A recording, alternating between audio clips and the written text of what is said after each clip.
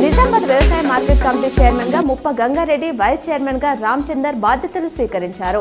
పాల్గొన్న మాజీ మంత్రి Bodhan MLA Sudarshan Reddy, rural MLA doctor R Bhupath Reddy, TMDC chairman Iravatri Anil, DCC అధ్యక్షుడు, తెలంగాణ సహకార కార్పొరేషన్ చైర్మన్ మాడాల మోహన్ రెడ్డి, రాష్ట్ర విత్తనాభివృద్ధి చైర్మన్ అన్వేష్ రెడ్డి, ఉర్దూ అకాడమీ రాష్ట్ర చైర్మన్ తహర్ బిన్ అందాన్ తదితరులు పాల్గొన్నారు.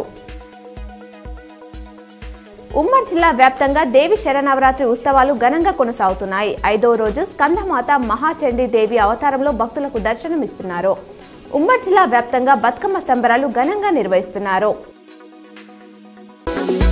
వాకం బోర్డుల ఆస్తులను పరిరక్షిస్తాం, మోడీ తెచ్చిన బిల్లును వ్యతిరేకిస్తామని ఎంఐఎం నేత అసదుద్దీన్ ఓవైసీ అన్నారు.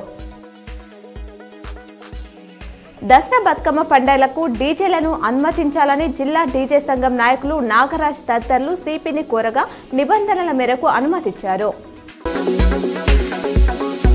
దేవి శరన్నవరాత్రి ఉత్సవాల సందర్భంగా ముబారక్ నగర్ పెద్దమ్మ తల్లి దేవి రోడ్లో నల్లపోచమ్మ తదితర ఆలయాలకు జనం పోటెత్తారు.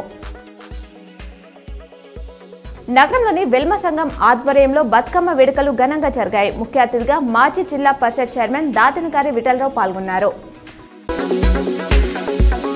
హైదరాబాద్ టీపీసీసీ అధ్యక్షుడు ఎమ్మెల్సీ మహేష్ కుమార్ గౌడ్ ఆధ్వర్యంలో వ్యవసాయ శాఖ మంత్రి తుమ్మల నాగేశ్వరరావు ముఖాముఖి వినతులు స్వీకరణ కార్యక్రమం నిర్వహించారు.